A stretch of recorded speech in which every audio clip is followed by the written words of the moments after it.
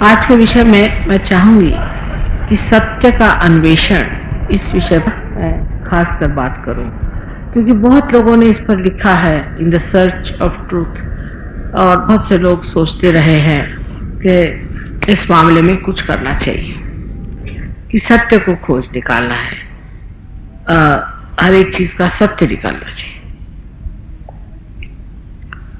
अब जब मानव दशा में मनुष्य रहता है तो उसकी ऐसी स्थिति होती है कि वो सिर्फ बुद्धि के माध्यम से ही सत्य को खोजता है और उसके पास कोई माध्यम नहीं।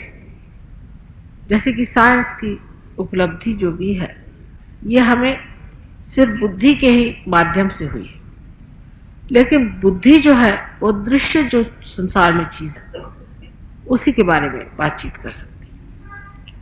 जो अदृश्य है उसे नहीं बता सकते, और सत्य और अदृश्य में क्या अंतर है ये नहीं बता सकते। तब पहले यह सोचना चाहिए कि जब सत्य की खोज की इंसान बात करता है तो सर्वप्रथम उसको यही विचार बनता होगा कि जो कुछ हमने बुद्धि से जाना तो कुछ भी नहीं जाना, तो भी हम भ्रम में बने रहे। बुद्धि से जानी हुई बात जितनी भी हमने आज तक जानी है उससे इतना जरूर हुआ जो दृश्य में है उसे हमने ज्ञात कर लिया, लेकिन जो कुछ दृश्य में है वो भी नहीं जाना, और ये भी नहीं जान पाए कि वाकई जो हमने दृश्य में जाना है ये परम सत्य है या नहीं। अब साइंस की उपलब्धि जब हमें हुई है तो साइंस में हम अग्रसर हुए, साइंस में हमने बहुत सारी बातें जानी, अणु परमाणु तक हम पहुंच गए, गतिविधियों को जो समझा है वो भी सब कुछ, जो कुछ भी जड़ है उसके बाद जीवंत कार्य किस तरह से होता है संसार में, इसके और किसी की भी दृष्टि नहीं। सत्य के अन्वेषण में सबसे प्रथम बात ये सोचनी चाहिए कि जो कुछ मनुष्य कर सकता है उससे परे कोई सृष्टि है या नहीं। जैसे कि जीवंत वस्तु को हम देखते हैं, मनुष्य का चलना टहलना, उसका बढ़ना, बुद्धिमत होना, सब कुछ देखते हैं, लेकिन हम इस और नजर नहीं करते।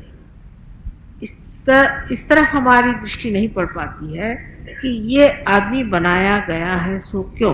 पहली बात, क्योंकि उसका उत्तर हमारे पास नहीं।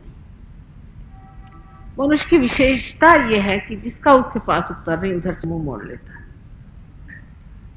और कहता है कि जिसका हम उत्तर दे सकते हैं वहीं तक हम रहेंगे, उससे परे जाना भी वो सोचता है कि गलत बात हो जाए। लेकिन मनुष्य संसार में आया, साइंस ने बताया कि एक अमीबा से ही मनुष्य बना है, तो हठात दिमाग में ये बात आनी चाहिए कि ये इस तरह की जो विशेष चीज की घटनाएं घटित हुई और जिसकी वजह से ये मनुष्य सृजित हुआ, बनाया गया, उत्क्रांत हुआ, तो इसकी कोई न कोई वजह जरूर होनी चाहिए, क्योंकि जिस शक्ति ने इसे बनाया है उसने कुछ सोचकर ही बनाया हो, और अगर नहीं सोच बनाया तो भी वो कोई शक्ति तो होनी ही चाहिए जिसने इसे बनाया। तो ये शक्ति क्या है? क्योंकि हमारी दृष्टि ऐसी होती है कि मनुष्य जो है वो खोजता है। पहले तो हमने बाकी सब चीज को खत्म कर दिया, निगेट कर दिया। हम खोज सकते, हम देख सकते, हम जान सकते, इसलिए हम साइंस की ओर दृष्टि यही करते हैं कि हम साइंस से पहचान सकते हैं, हम इसको जान सकते हैं, उस चीज को हम पहचान सकते हैं। इस तरह का जब भाव आ गया और दूसरी सब चीजें खत्म हो गई, तब फिर मनुष्य अपने से जो परे है उस चीज को कैसे जान सके, जब वो अपने ही जानने की बात पर अभी तक उतरा नहीं। जो अपने से निम्न है, जो अपने से हम कार्यान्वित कर सकते हैं, जिसको हम अपने हाथ में ले सकते हैं, वो तो हमसे निम्न नहीं हुआ, क्योंकि जिसपे हम हाथ लगा सकते हैं वो हमसे निम्न होना चाहिए, नहीं तो हम उसे हाथ कैसे लगा रहे हैं। जैसे इस मकान को बनाना है ठीक है, पत्थर है, मिट्टी है, ये सब हमसे निम्न जड़ वस्तु है, इसको हम बना सकते हैं। मनुष्य की दृष्टि वहां तक पहुंचती कि भाई हम इसे बना रहे हैं तो इसे हमने बनाया और हम बहुत ऊंचे इंसान होगा, या हमने बड़ा भारी काम कर दिया। लेकिन इसमें का एक पत्थर भी इंसान नहीं बना सकता, एक अणु रेणु कुछ भी नहीं बना सकता। थोड़े नम्रता पूर्वक मनुष्य सोचे कि क्या मैं ये पत्थर स्वयं बना सकता हूं? जितने भी एलिमेंट्स हैं उसमें से मैं एक भी एलिमेंट खुद बना सकता हूं? उसकी बैलेंसीज आदि इस कदर सुंदरता से बनी हुई है, क्या मैं ऐसी कोई रचना कर सकता हूं? ये तो ठीक है, मरी हुई चीज को जोड़ दिया आपने, लेकिन उनकी रचना में आप कुछ भी इंटरफियरेंस कर सकते हैं, उसमें कोई आपका हस्तक्षेप हो सकता है? नहीं हो सकता। आप कोई चीज उसमें की बदल नहीं, वो जैसी है वैसी। आप उसके कंपाउंड्स बना सकते हैं, मिक्सचर्स बना सकते हैं, लेकिन अगर सल्फर को जलाया जाए और उसके क्रिस्टल बनाइए तो उसी ढंग के बनेंगे जैसे सल्फर के। आप अगर चाहें कि हम अपनी तरह के क्रिस्टल बनाएं तो वो तक आप नहीं बना सकते। उसकी जो प्रॉपर्टीज हैं उस पर आपका हस्तक्षेप नहीं। हाँ, उन प्रॉपर्टीज को आप इस्तेमाल कर सकते हैं, लेकिन उनकी जो बुनियादी फंडामेंटल जो प्रॉपर्टीज है उसको आप नहीं बदल सकते। तो ये किसने बनाया और ये किसकी शक्ति में है कि जो इसे बदल सकता है? इधर भी एक दृष्टिक्षेप होना चाहिए। अंधेरे में रह करके आप ये कहें कि उजाला नहीं है तो ये तो बात गलत होगी। लेकिन अगर कोई कहता है कि उजाला है तो कोई साइंटिस्ट हो, कोई भी बुद्धिजीवी आदमी हो, उसको कहना चाहिए कि अगर उजाला है तो देखना चाहिए। कुतूहल तो होना ही चाहिए, मनुष्य के मन में कुतूहल होना चाहिए कि आखिर ये अगर कह रहा है कि इसके परे कोई प्रकाश है तो क्यों ना देखा जाए। लेकिन इस तरह से हम अपने ही से प्रभावित हैं। ऑटो हिप्नोसिस में इतने ज्यादा है कि हम सोचते हैं जिस पर हम हाथ चला सकते हैं वही चीज सत्य है, और जिस पर हम हाथ नहीं चला सकते उधर देखने की जरूरत है। इस तरह से हम सत्य से कितने दूर हैं समझ सकते हैं कि उसके तो हमने मूलभूत चीजों को ही छुआ नहीं। पहला प्रश्न ये सृष्टि रची तो रचाई किसने, और इस सृष्टि के अणु रेणु परमाणु जितने भी है उसमें इतनी सुंदर व्यवस्था किसने की, उनको इतने व्यवस्थित रूप से किसने बनाया, ये व्यवस्थापक कौन? एक चीज कह सकते हैं कि ईमानदार हैं लोग कि कहते हैं कि हम इससे आगे नहीं बढ़ सकते तो हम ये तक रहते, पर अगर हम कहते हैं आप बढ़ सकते हैं, इससे आगे आप जा सकते हैं, और इससे आगे एक प्रांगण और भी है, एक डायमेंशन और भी है, तो क्यों ना अपनी आंख खोले। सिर्फ हमारे पास एक अहंकार मात्र है कि हमने ये किया, हमने ये पता लगाया, हमारे पास ये है वो है, लेकिन जो भी है वो आपसे निम्न ही है। अगर आपको ऊपर उठना है कहीं भी तो ऊपर की चीज पकड़नी, कहीं भी चढ़ना होता है। आपने देखा होगा कि जब लोग किसी बड़े पहाड़ी पर चढ़ते हैं तो वहां पर ऊपर पहले कील ठोके फिर उसको पकड़ते। इसी को आप साइंस में हाइपोथेसिस आदि कहते हैं कि जहां एक धारणा बना लेते हैं, उस धारणा की कील ठोक दी, फिर उस कील को पकड़ के आप ऊंचे उठ गए, और फिर उससे आगे जाके देखा कि क्या वास्तविक की कील ठोकी है या नहीं, वहां पर हम पहुंचे हैं या नहीं। ये यथार्थ में पहुंच के ही मनुष्य देख सकता है, लेकिन एकदम मुंह मोड़ लेने से ये काम नहीं। अब अगर हम ये कहें कि जो बड़े बड़े संत साधु, जो बड़े बड़े यहाँ पर अवतार हो रहे हैं इस अपने भारतवर्ष में, जिन्होंने बड़े बड़े महान कार्य किए, जिनको आज तक संसार पूछ रहा और मान रहा है, ये लोग झूठ नहीं बोलते थे, तो आप कहेंगे कि हाँ झूठ बोलते थे, इसका क्या प्रूफ? अगर आप कहें तो हम आपके हाथ नहीं पकड़ सकते ना, परमात्मा है या नहीं ये भी अगर आप आज बात उठे तो हम आपका हाथ नहीं होते। लेकिन अगर हम कहें कि इसकी हम सिद्धता आपको दे सकते हैं तो क्यों ना उस तरफ हम आगे बढ़े। अगर सत्य के आप पुजारी हैं और सत्य को आप जानना चाहते हैं, अगर कोई कहता है कि इसमें आप अग्रसर हो सकते हैं, इतना ही नहीं पर उस सत्य को आप पूरी तरह से जान सकते हैं, तो क्यों ना हम इसे अत्यंत नम्रतापूर्वक स्वीकार करें कि चले भाई कौन सा वो मार्ग माँ बता रही है, देखे तो सही है भी कि अभी तक मान लिया ये चीज जागतिक नहीं थी, सामूहिक नहीं थी और लोग बहुत थोड़े इस बारे में जानते थे, इसलिए गलत फहमियां हो। लेकिन जिस तरह साइंस की चीजें, बिजली आदि चीजें जितनी भी अन्वेषित है, ये जिस तरह आज सामूहिक है और जागतिक है और सर्वहित के लिए उपयोग में लाई जाती है, ऐसी अगर चीज अगर कोई कहे कि आपके अंदर बसी हुई है तो उस पर शंका कुशंका करना भी तो मेरे ख्याल से कोई बड़ा साइंटिफिक एटीट्यूड नहीं, ये वैज्ञानिक दृष्टिकोण नहीं होता है। जबकि मनुष्य किसी चीज को एकदम ही मना कर दे और कहे कि नहीं ये बात है ही नहीं।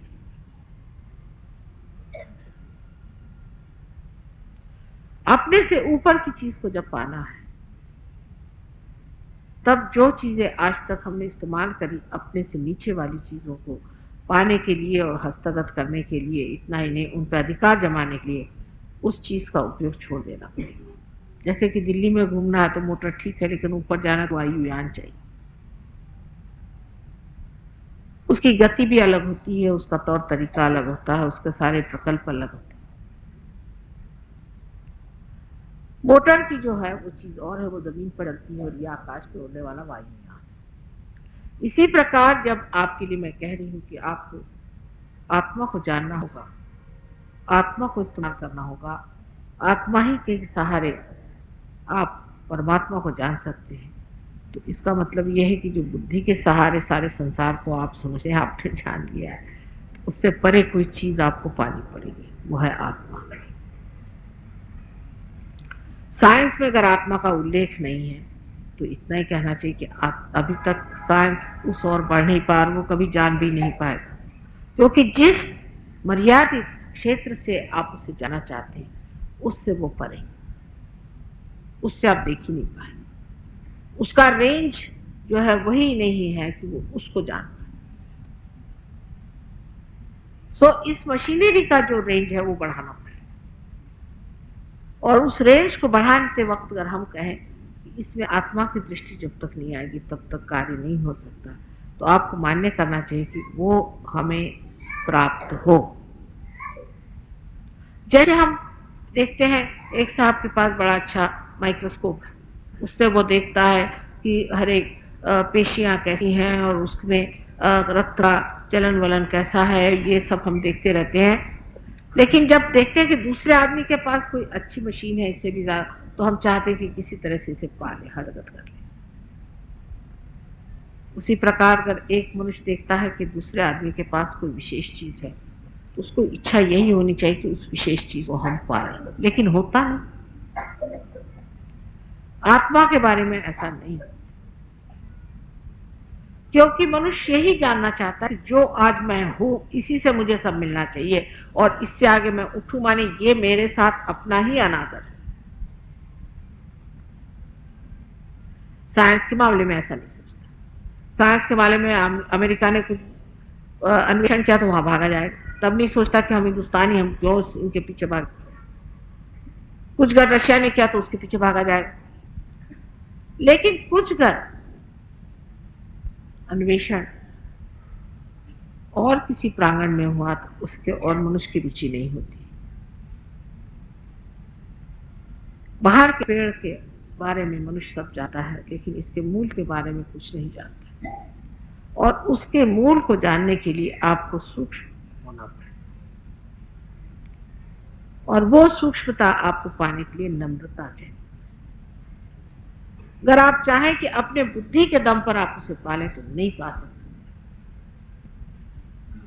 ये एक सीधी बात लोगों को समझ में नहीं आती है।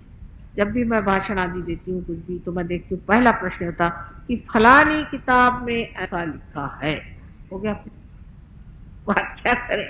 बस भाई जो भी लिखा है वो आपके बुद्धि से तो आकलन नहीं होने वाला, उसको आप नहीं समझ पाए। हम कह रहे हैं कि नहीं समझ पाए, समझ लीजिए बगैर चश्मे के हमें नहीं दिखाई देता, तो हमें चश्मा लगाना जरूरी है, ये तो बात हमारे समझ में आती। और अगर आत्मा के सिवा हम परमात्मा को नहीं समझ पाते तो आत्मा को पाना चाहिए, सीधी सादी बात क्यों नहीं समझ में आनी चाहिए? उसमें शंका कुशंका करने से क्या आप सत्य को खोज पाए? अगर आप वास्तव में सत्य की पुजारी हैं और वाकई आप सत्य को जानना चाहते हैं तो सबसे पहले नम्रता होनी चाहिए कि अभी तक हमने सत्य को पाया नहीं है।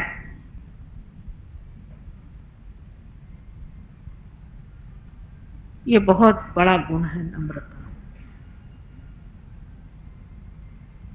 मनुष्य कुछ भी सीख लेता है लेकिन नम्रता नहीं सीख पाता।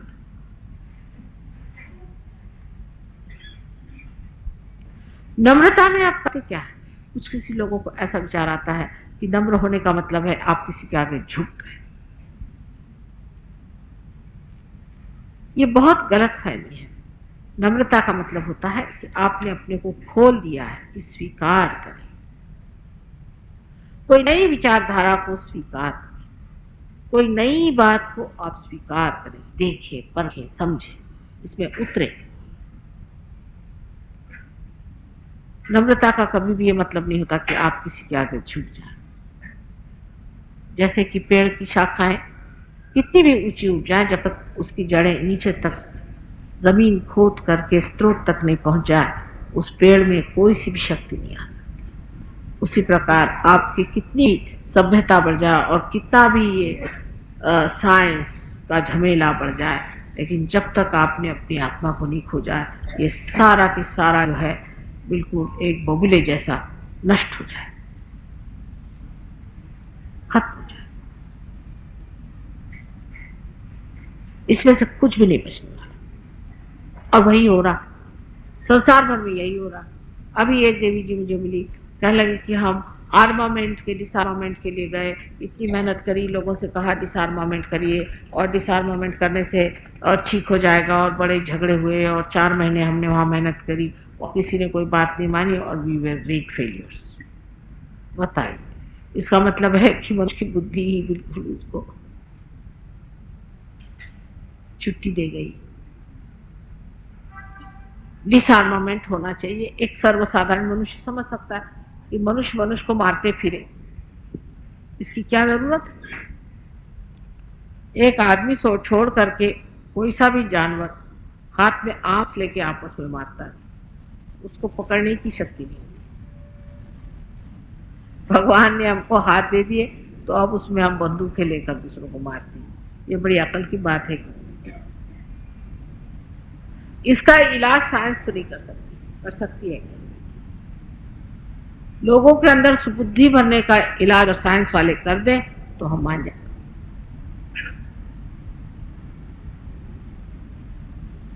किसी के अंदर भी सुज्ञता नहीं आ सकती साइंस है, चाहे वो बनाना चाहे तो एटम बॉम्ब बना दे और चाहे वो तो एक आधा अच्छा अस्पताल भी बना सकता, पर ये चाहने पे, ये कोई अचल चीज नहीं है, ये चलायमान है। आज वो बड़ा अस्पताल बनाएगा, बड़ा भारी एक रुग्णालय बनाएगा, वहां हजारों लोगों को वो ठीक करेगा और उसके बाद एक दिन अकस्मात उसी पे बॉम्ब गिरा के उसका सर्वनाश कर सकता है। कोई आप उसे गारंटी नहीं दे सकते। क्या साइंस इसकी गारंटी देता है कि जो आदमी आज साइंस की वजह से अच्छा काम कर रहा है कल उसका विध्वंस नहीं करेगा? मनुष्य की कोई गारंटी आप दे सकते हैं क्या साइंस?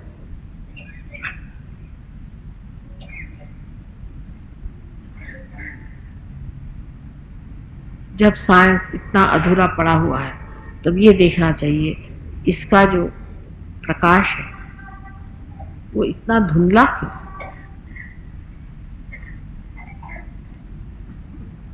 इसके प्रकाश में इंसान कभी तो डगर पे खड़ा नजर आता है और कभी खाई में गिर जाता है, ऐसा। और जब तक मनुष्य समर्थ नहीं होता है, जब तक मनुष्य में सत्य की प्रेरणा बलवती नहीं होती है, तब तक आप चाहे दुनिया का कोई सा सोशल वर्क, पॉलिटिकल वर्क, कोई सा भी बुद्धि से कर लीजिए, उसका कोई भी ठिकाना नहीं। आज आप आसमान में बैठेंगे, कल आप नदी में डूबेंगे। क्योंकि साइंस किसी भी मनुष्य को समर्थ नहीं बनाता और बना नहीं। अहंकार से मनुष्य कभी भी समर्थ नहीं हो सकता। सम अर्थ